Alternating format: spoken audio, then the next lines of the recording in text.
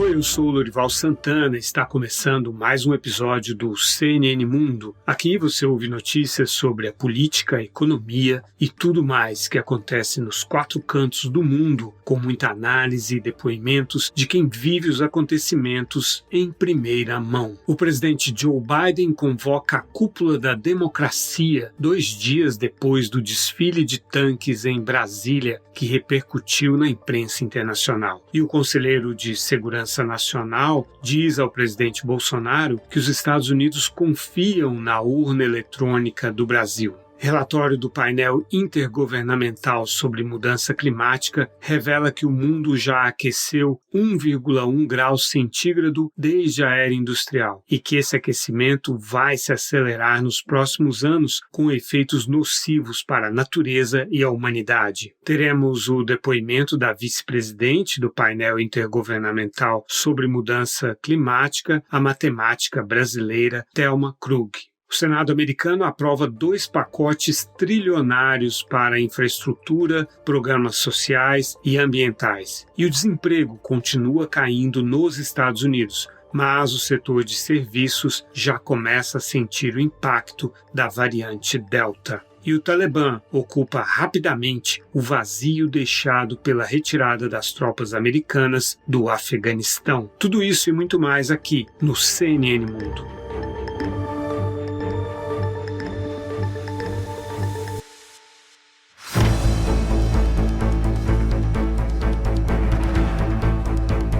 A Casa Branca anunciou nesta quarta-feira que o presidente Joe Biden vai convocar 2 cúpulas da democracia. A primeira será nos dias 9 e 10 de dezembro. Serão convidados governantes, sociedade civil e o setor privado para criar uma agenda afirmativa para a renovação da democracia e enfrentar as maiores ameaças às democracias hoje, por meio de ação coletiva. Segundo funcionários da Casa Branca, serão convidados dezenas de presidentes e primeiros ministros de países democráticos. Os convites serão enviados dentro de algumas semanas. 3 abordagens vão nortear esse encontro de dezembro: defesa contra o autoritarismo, combate à corrupção e promoção dos direitos humanos. A CNN perguntou ao Departamento de Estado americano se o Brasil seria convidado. Um porta-voz respondeu o seguinte, abre aspas, ainda não enviamos os convites, estamos começando a discutir os objetivos da cúpula com parceiros bilaterais e atores da sociedade civil.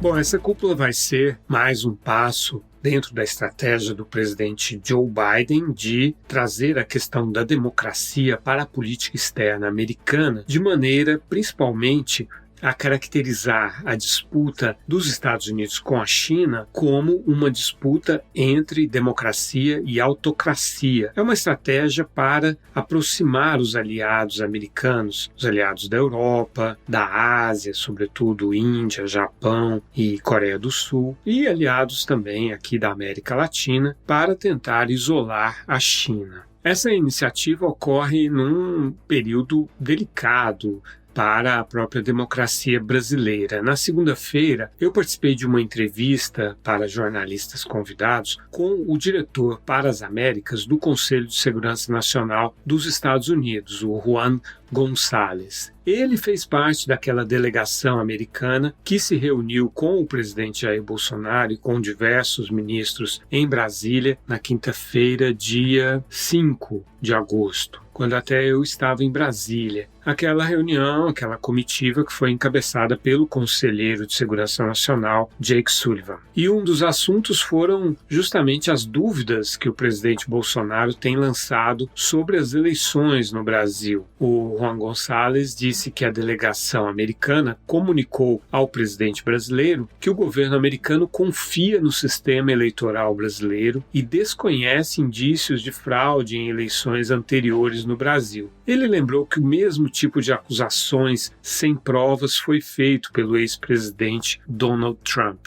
O González, que, como eu disse, é o diretor para as Américas do Conselho de Segurança Nacional, contou que os americanos salientaram para as autoridades brasileiras que o Brasil poderia assumir um papel de liderança na COP26, a Conferência da ONU sobre Mudança Climática, que será realizada em novembro em Glasgow, na Escócia. E que é importante o Brasil avançar nessa área ambiental se quiser entrar na Organização de Cooperação e Desenvolvimento Econômico, a OCDE. Você se lembra que os Estados Unidos, desde a época do Trump, apoiam a candidatura brasileira à OCDE. O González reafirmou que a participação da gigante chinesa Huawei no 5G aqui no Brasil representaria riscos para a segurança do Brasil e também para a continuidade do fornecimento do equipamento por causa das sanções americanas contra a Huawei. Mas ele negou que os Estados Unidos colocam a exclusão da Huawei como uma condição para apoiar o ingresso do Brasil como parceiro da OTAN, da Organização do Tratado do Atlântico Norte. Esse apoio foi reiterado pelo presidente Joe Biden, ele que havia sido lançado esse apoio pelo então presidente Donald Trump. O González disse, abre aspas, são questões separadas, a questão da Huawei e a questão do Brasil como parceiro da OTAN. Sobre essa questão da Huawei, eu volto a falar mais no final deste episódio.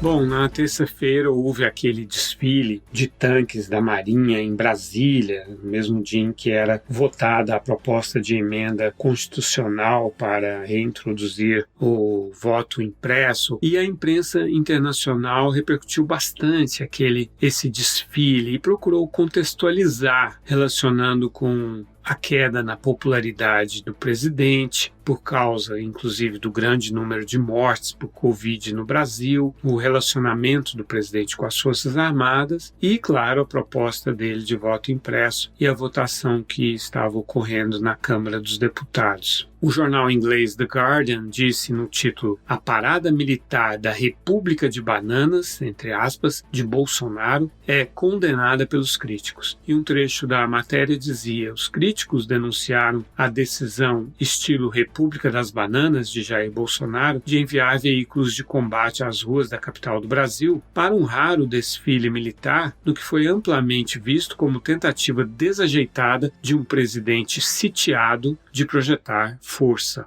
O jornal francês Le Monde deu um título "Bolsonaro faz o exército desfilar a poucos passos do parlamento em meio a uma crise com as instituições judiciárias brasileiras". O subtítulo da matéria diz: o exército nunca havia marchado em frente à sede do poder político desde a volta da democracia em 1985. O presidente brasileiro é investigado por divulgar informações falsas sobre o sistema eleitoral. O Le Monde definiu o desfile como um gesto político muito calculado, uma tentativa de demonstração de força, segundo analistas políticos brasileiros. Foi a primeira vez que o exército, de onde veio o ex-capitão Bolsonaro, desfilou diante da sede do poder político brasileiro desde o retorno da democracia em 1985, diz o Le Monde. O jornal americano The New York Times deu um título "Bolsonaro participa de parada militar atípica e manda mensagem ambígua". Um trecho da matéria diz: era bastante esperado que a medida para trazer de volta as cédulas de papel fosse rejeitada, porque a maioria dos principais partidos se opôs. A matéria saiu antes do resultado da votação na Câmara. Mas a campanha pelo retorno ao sistema de cédulas de papel, uma obsessão de longa data de Bolsonaro, alarmou líderes do judiciário, legisladores da oposição e cientistas políticos, que veem em seu manual os ingredientes para uma tomada de poder na maior nação da América Latina, diz o New York Times. Foi divulgado agora há pouquinho, no final da madrugada, pelo horário de Brasília, pela ONU, o maior relatório sobre mudanças do clima já produzido na história. E os dados mostram que o mundo está a um passo de passar por um colapso climático.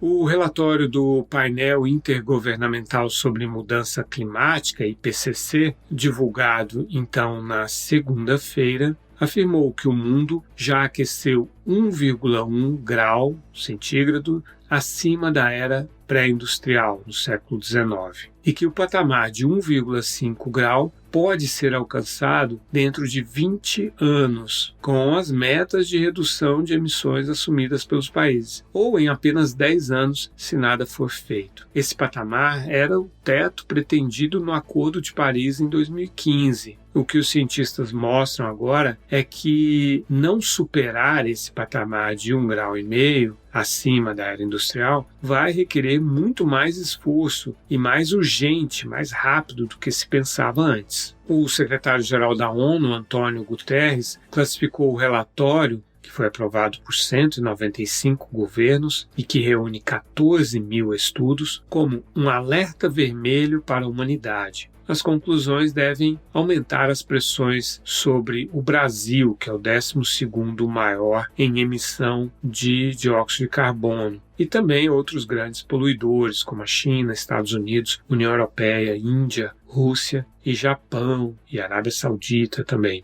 Bom, a gente ouve agora o depoimento da vice-presidente do painel intergovernamental sobre mudança climática, a cientista brasileira Thelma Krug. Bom, vou falar um pouco sobre o meu trabalho acadêmico e também da minha participação no relatório. Eu fui pesquisadora titular do Instituto Nacional de Pesquisas Espaciais por 37 anos, o INPE, trabalhando na área de observação da Terra e como coordenadora dessa área por vários anos. Eu também fui secretária nacional na Secretaria de Mudanças Climáticas e Qualidade Ambiental do Ministério do Meio Ambiente e, mais recentemente, diretora do Departamento de Políticas para a Prevenção do Desmatamento. Eu participo do Conselho do IPCC desde 2002, fui eleita vice-presidente do painel para este 6º ciclo, que iniciou em 2015 e termina agora em 2022, quando novas eleições terão lugar para a seleção dos 36 membros do Conselho. Não participei diretamente como autora deste relatório. Os 3 vice-presidentes acompanham a elaboração de todos os relatórios, assegurando que estejam consistentes entre si e auxiliam também nas questões científicas, se necessário. Os vice-presidentes têm uma participação intensa nas reuniões de aprovação do sumário para formuladores de políticas, que tem que ser aprovado pelos 195 governos membros do IPCC por consenso, linha a linha. Quais são, então, as principais conclusões do relatório? Bom, é bom lembrar que a cada novo relatório de avaliação do IPCC, e o último, do 5º ciclo, e que conta com a contribuição dos relatórios dos 3 grupos de trabalho do IPCC, e que foi publicado este mês, é o do Grupo de Trabalho 1,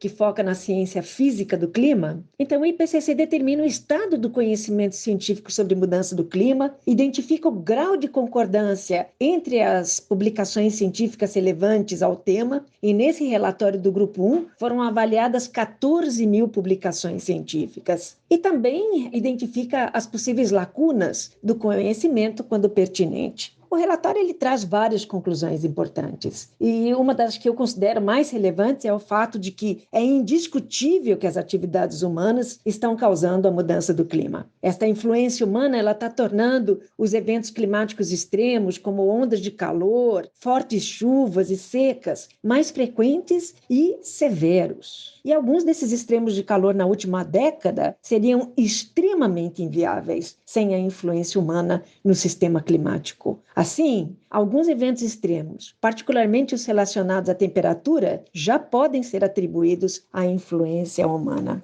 E de que forma o novo relatório afasta as dúvidas que restavam sobre a relação da ação do homem e a mudança do clima? Bom, a gente sabe, através de observações há décadas, que a mudança do clima existe através de múltiplas evidências relacionadas a vários parâmetros climáticos, como temperatura, precipitação, vento, o degelo da massa de gelo, entre outros. Então, uma grande contribuição deste relatório está na habilidade de atribuir muitos aspectos da mudança do clima, tanto em nível global quanto regional, à influência humana, não somente pelo impacto crescente das emissões de gases de efeito estufa no clima, mas também pelo progresso nas metodologias de atribuição. O aumento na temperatura de superfície sobre a Terra é claramente discernível da variabilidade natural, que inclui forçantes naturais como mudanças da atividade solar, atividades vulcânicas e variabilidade interna, como, por exemplo, o El Niño. Então, se considerarmos o período desde a era pré-industrial até o período 2010-2019, a temperatura aumentou em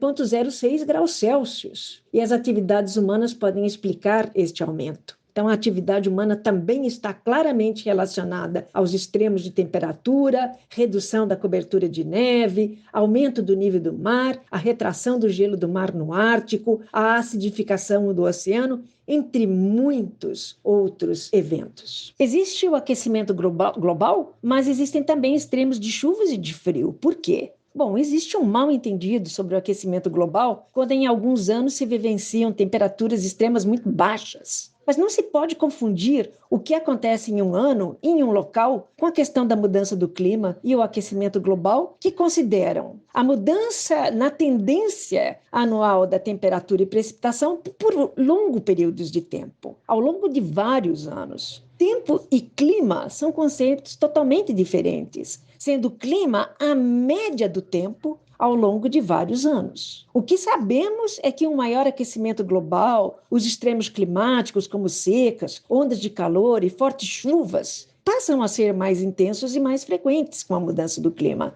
E já sabemos há algum tempo, e este relatório confirma, que uma taxa maior de emissões de gases de efeito estufa acarreta uma taxa maior de aquecimento. E isto acarreta o aumento na intensidade e frequência de extremos. E nos próximos anos, espera-se ver novos extremos sem precedentes em termos de magnitude, frequência e duração, e em regiões que nunca experimentaram esses tipos de eventos. O que o relatório diz sobre regiões do Brasil, como a Amazônia, o Nordeste e o Centro-Oeste? Bom, o relatório ele inclui um atlas interativo disponível publicamente e que permite avaliar a situação de sub-regiões do planeta, inclusive projetando futuras mudanças baseadas em diferentes cenários de aquecimento. Em fevereiro de 2022, a contribuição do Grupo de Trabalho 2 neste ciclo de avaliação será publicado, trazendo informações sobre os impactos, vulnerabilidade e adaptação à mudança do clima, com particularidades regionais. A América do Sul é uma das regiões que conta com um capítulo específico e trará muito mais informações. Mas o relatório atual também inclui um capítulo regional que traz algumas informações, como, por exemplo, que com os aumentos de precipitação nos trópicos e reduções nos subtrópicos, que se amplificam com níveis mais elevados de aquecimento global. O relatório conclui que é virtualmente certo que o aquecimento continuará em todos os lugares da América do Sul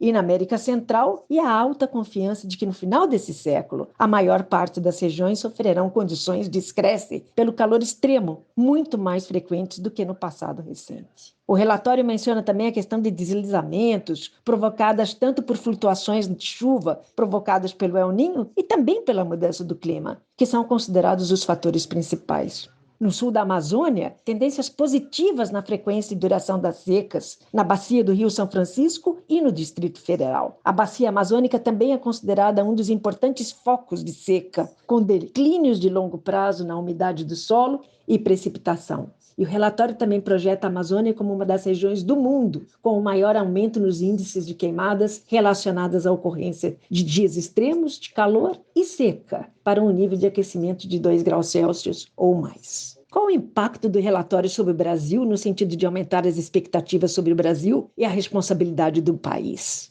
Bom, o relatório traz mensagens muito claras, principalmente sobre a atribuição dos eventos extremos à influência humana. Com o maior aquecimento, regiões produtivas no Brasil, como a região Centro-Oeste, podem ser comprometidas, e eventos extremos como fortes chuvas podem provocar perdas de capital, de bens e impactos na saúde e nos ecossistemas. A mensagem não é só para o Brasil. A mudança do clima é uma questão que requer um tratamento global e cabe aos países, aos governos, entender que os avanços científicos nos relatórios do IPCC confirmam resultados e projeções anteriores e que só com rápidas, fortes e sustentadas reduções de emissões de gases de efeito estufa, o aquecimento global poderá ser limitado a níveis que minimizem os riscos de impactos naturais e humanos.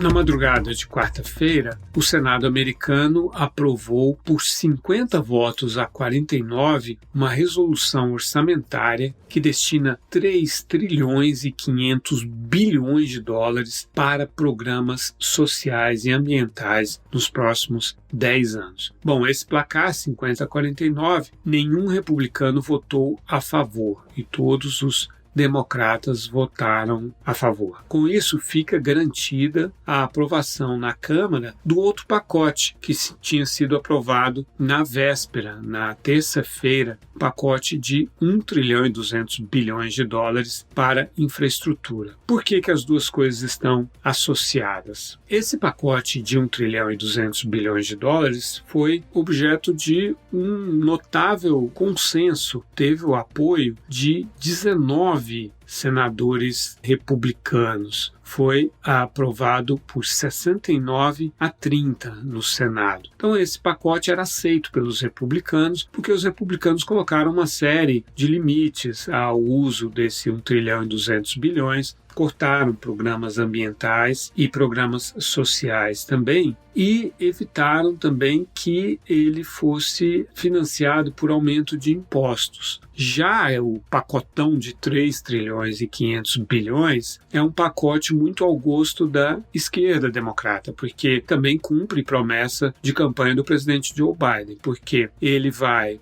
aumentar os impostos para as pessoas que ganham mais de 400 mil dólares por ano e para as grandes empresas, e vai diminuir os impostos da chamada classe média, dos trabalhadores nos Estados Unidos. E vai também financiar programas de assistência a crianças, de educação infantil, de educação em geral, programas de saúde, de moradia, enfim. Então, quando foi primeiro aprovado o pacote de 1 trilhão e 200 bilhões para a infraestrutura, a esquerda do Partido Democrata chiou, disse que não ia aprovar esse pacote na Câmara enquanto não fosse aprovado no Senado o outro pacote de 3 trilhões e 500 bilhões aos quais os senadores republicanos se opõem. Então, a presidente da Câmara, Nancy Pelosi, que é democrata, e a chamada bancada progressista do Partido Democrata, que reúne 96 deputados, assumiu essa posição de só aprovar o pacote de 1 trilhão e 200 bilhões para a infraestrutura, depois de aprovado o de 3 trilhões e 500 bilhões, que é um pacote mais social e mais ambiental. Então, os democratas fizeram essa manobra da resolução orçamentária que não precisa de uma maioria de 60 senadores, que os democratas não têm, né? Eles têm só 50. E com isso eles evitaram a obstrução no Senado e conseguiram aprovar. Claro que os senadores republicanos apresentaram um monte de emendas para constranger os democratas, emendas sobre temas que são impopulares para uma parte do eleitorado americano, como o ensino sobre racismo nas escolas, redução das verbas para a polícia, imposição das leis sobre imigração e verbas federais para aborto. As emendas foram derrubadas, mas ficou aí essa discussão que era um pouco desconfortável para os democratas. Bom, eu disse que a bancada progressista do Partido Democrata não queria votar o pacote de 1 trilhão e 200 sem o pacote de 3 trilhões e 500. Pois bem, uma outra bancada, que é uma bancada de democratas fiscalmente conservadores, que não gostam de muito aumento de gastos e que tem 19 deputados, é chamada Coalizão do Cão Azul, pediu para a presidente Nancy Pelosi que levasse logo o projeto de 1 trilhão e 200 bilhões, não condicionasse aos outros 3 trilhões e 500 bilhões, porque essa bancada não gosta muito desse gasto tão elevado para programas sociais e ambientais. Então se vê a divisão no Partido Democrata, e para aprovação na Câmara dos dois pacotes são necessárias as duas bancadas, porque os democratas têm só 3 votos de maioria na Câmara dos Deputados. Lá é por maioria simples. Então, o Joe Biden precisa reconciliar o partido dele para levar adiante a agenda. É provável que ele consiga agora com a aprovação dos 2 pacotes. Vamos acompanhar. E com isso ele fecha os 4 trilhões que ele havia prometido de investimentos. Porque de dinheiro novo do pacote de 1 trilhão e 200 bilhões são 550 bilhões. Mais os 3 trilhões e 500 bilhões dá os 4 trilhões que ele havia prometido. O desemprego nos Estados Unidos caiu de 5,9% em junho para 5,4% em julho. Essa recuperação da atividade econômica é atribuída à vacinação e à reabertura dos negócios e um aumento no consumo e também à ajuda do governo. Mas os Estados Unidos voltaram a ter 100 mil casos novos de Covid por dia por causa da variante Delta. E isso começa a ter um impacto. Por exemplo, o Salão Internacional do Automóvel de Nova York foi cancelado. O Google, o Amazon e o banco de investimentos BlackRock, entre outros grandes bancos de investimentos, adiaram a retomada do trabalho presencial. A demanda por reservas em restaurantes, por exemplo, caiu 8% nos Estados Unidos. Isso pode se refletir nos próximos indicadores sobre a atividade econômica, que ainda não havia sido captado na pesquisa de emprego que foi realizada em meados de julho, antes de a variante Delta se agravar e principalmente antes de as autoridades locais adotarem novas medidas de distanciamento social e uso de máscara, ou seja, voltarem a adotar essas medidas que haviam sido suspensas graças à vacinação e à diminuição dos casos. A China também está sentindo o aumento muito grande do número de casos por causa da variante Delta. Já são 583 casos, dos quais 83 são casos novos transmitidos localmente até dia 10 de agosto. O número de casos está aumentando entre 85% e 87% a cada semana na China, que tinha zerado os casos praticamente. As autoridades adotaram medidas bastante rigorosas, como a gente disse no programa anterior, e a ocupação dos aviões na China caiu 32% com as restrições para as viagens. A China tem um dos maiores portos do mundo, que é o porto de Ningbo-Zhoushan. E lá, 1/4 das operações foi paralisada por causa do surgimento de um caso de Covid em um estivador. Então, 2.000 trabalhadores do porto foram colocados em quarentena. A China é realmente drástica para conter surtos de Covid. E por falar na China, o governo chinês apresentou um plano de 5 anos de fortalecimento da regulação em quase todos os setores da economia. Isso mostra que a ofensiva iniciada lá em outubro contra o grupo Ant e Alibaba, o grupo Tencent, o WeChat, o Didi, as plataformas de educação, enfim, as grandes empresas de tecnologia da China, essa é uma ofensiva que faz parte de um plano de longo prazo para conter o crescimento das empresas de tecnologia. Essas empresas concentram muita riqueza, muita informação, são, portanto, potencialmente vistas como rivais do Partido Comunista Chinês. Eu falei que ia voltar a falar da Huawei, pois é, um tribunal chinês confirmou a sentença de morte do canadense Robert Lloyd Schellenberg por tráfico internacional de drogas. E essa condenação aconteceu no momento em que os últimos recursos da diretora financeira e filha do fundador da Huawei, Meng Wanzhou, no Canadá, está apresentando seus últimos recursos e eles serão julgados. Os recursos são contra a extradição para os Estados Unidos. Ela foi detida no Canadá por um pedido de extradição dos Estados Unidos e a China retalhou, revendo a sentença do canadense Schellenberg, que tinha sido condenado a 15 anos de prisão e aí foi aumentado para sentença de morte, e também 2 canadenses que estavam sob custódia passaram a ficar com uma prisão preventiva enquanto aguardam julgamentos. Eles são acusados de espionagem. São os chamados 2 Michaels, o ex-diplomata Michael Kovrig e o empresário Michael Spavor. O governo canadense protestou contra a sentença de morte do Schellenberg. O grupo islâmico Talibã conquistou a cidade de Ghazni, mais uma capital de província. Agora são 10 capitais de províncias tomadas pelo Talibã.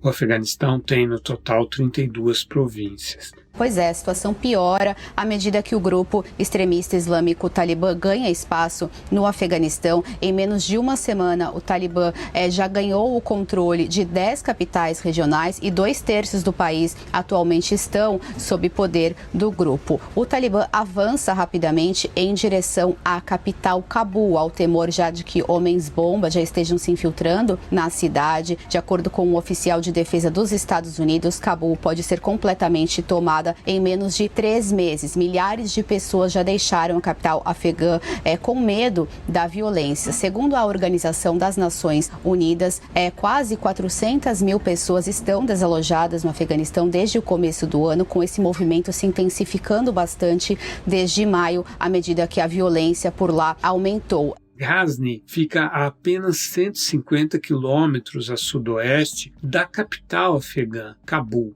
É um crescimento extraordinário do grupo, uma ofensiva desde que as tropas americanas começaram a ser retiradas em abril. Os soldados afegãos estão se entregando sem lutar. Vídeos mostram os Talibã dirigindo jipões militares Humvee fornecidos pelos americanos ao exército afegão. Isso em Kunduz, por exemplo, que é a cidade do norte do Afeganistão, perto da fronteira com o Tajiquistão, que o Talibã nunca tinha ocupado, nem no período em que foi governo entre 96 e 2001. Os Talibã também pousando ao lado de um helicóptero Mi-24 de fabricação russa numa pista de pouso, depois que centenas de soldados afegãos tinham fugido lá de Kunduz. O presidente Joe Biden disse a interlocutores que é o Afeganistão que tem que resolver esse problema, que os Estados Unidos não têm mais como bancar o regime afegão. Ele lembrou que os Estados Unidos gastaram mais de $1 trilhão nesses 20 anos de guerra no Afeganistão. Segundo o Pentágono, morreram 2.448 militares americanos e ficaram feridos 20.722 no Afeganistão. E o governador de Nova York, o democrata Andrew Cuomo, não resistiu às pressões, perdeu o apoio do partido dele, o Partido Democrata, ia sofrer um processo de impeachment e renunciou na terça-feira. Recentemente a gente mostrou que uma assessora sênior do governador de Nova York também renunciou. Isso foi agora, no último domingo, depois desse relatório do procurador-geral estadual. E a secretária publicou um comunicado, inclusive, na noite de domingo, dizendo o seguinte: pessoalmente, os últimos 2 anos foram emocional e mentalmente difíceis. Sou eternamente grata pela oportunidade de ter trabalhado com colegas talentosos em nome do nosso estado. Isso foi se acentuando, a situação foi ficando cada vez mais grave, com cada vez mais cobranças de líderes e do próprio presidente dos Estados Unidos, Joe Biden. E o que a gente vê agora, então, ao vivo, é esse anúncio de que o governador Andrew Cuomo está renunciando ao cargo. Ele assumiu a responsabilidade pelos incidentes dos quais ele é acusado. Foram 11 mulheres que o acusaram de assédio. Foi feito um relatório da Procuradora-Geral do Estado e apresentado na semana passada. E foi algo contundente que levou o presidente Joe Biden, os senadores e deputados do Estado de Nova York a pedir a renúncia do Andrew Cuomo. O Andrew Cuomo tem 63 anos e ele parece ter realmente dificuldade de entender por que as mulheres se sentiram mal com as investidas dele. Ele disse assim, abre aspas, na minha mente eu nunca ultrapassei a linha com ninguém, mas não percebi até que ponto a linha foi redesenhada. É isso, né, gente? A linha foi redesenhada, os limites de aceitabilidade do assédio moral, assédio sexual, esses limites se deslocaram. As pessoas nas sociedades democráticas e nas sociedades avançadas não estão mais aceitando humilhações, assédios, investidas que não são de comum acordo, né? Mas aí ele acabou fazendo uma frase infeliz de assumir uma posição defensiva, dizendo o seguinte, aspas, esta situação e momento não se refere aos fatos, não é questão de verdade, de como tornar o sistema melhor, é política, nosso sistema político hoje está muito dominado pelos extremos, quer dizer, de novo, como se ele fosse uma vítima, né? De qualquer maneira, vai assumir pela primeira vez uma governadora mulher em Nova York. É a vice do Andrew Cuomo, a Kathy Hochul. Kathy Hochul chamou a atenção ao vencer uma eleição extraordinária para deputada federal em 2011 em um distrito do estado de Nova York, que é um reduto republicano, onde os democratas não venciam havia 40 anos. Mas no ano seguinte, nas eleições regulares, ela perdeu para um candidato republicano. Em 2015, ela entrou para a chapa do Andrew Cuomo, na eleição dele, e eles se elegeram. Era a segunda eleição do Andrew Cuomo. Depois ele se elegeu novamente e se preparava para disputar a quarta eleição. Com isso, ele superaria o pai dele, que foi governador de Nova York por 3 mandatos entre 1983 e 1994. Já estava até arrecadando dinheiro para essa campanha. Ironicamente, uma das políticas adotadas pela Kathy Hochul, uma tarefa que lhe deu o Andrew Cuomo era exatamente prevenir a violência contra mulheres nas universidades. Sabe que o Andrew Cuomo, ele denunciava o assédio sexual contra mulheres, apoiava políticas no governo dele contra esse tipo de assédio. O estado de Nova York é muito importante para o Partido Democrata. Desde 1988, que os eleitores do estado dão vitória aos democratas em eleições nacionais e desde 2006 ele é governado pelo Partido Democrata. E aqui termina este episódio do CNN Mundo. Não deixe de assinar o programa em seu agregador de podcasts favorito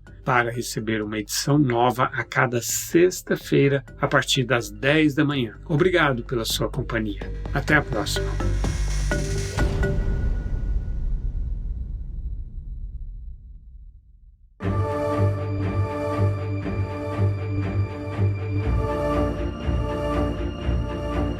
Com a apresentação de Lourival Santana, este podcast foi produzido pela Maremoto para a CNN Brasil. Pauta e apresentação, Lourival Santana. Pesquisa e sonoras, Thaís Ilhéu. Produção, Lourival Santana e Danilo Santana. Edição e sonorização, Nathan Kleiman. Coordenação geral, Paula Weinberg. Coordenação de produto, Verônica Schneider. Coordenação editorial, Diego Toledo. E direção de jornalismo digital, Daniel Tosi.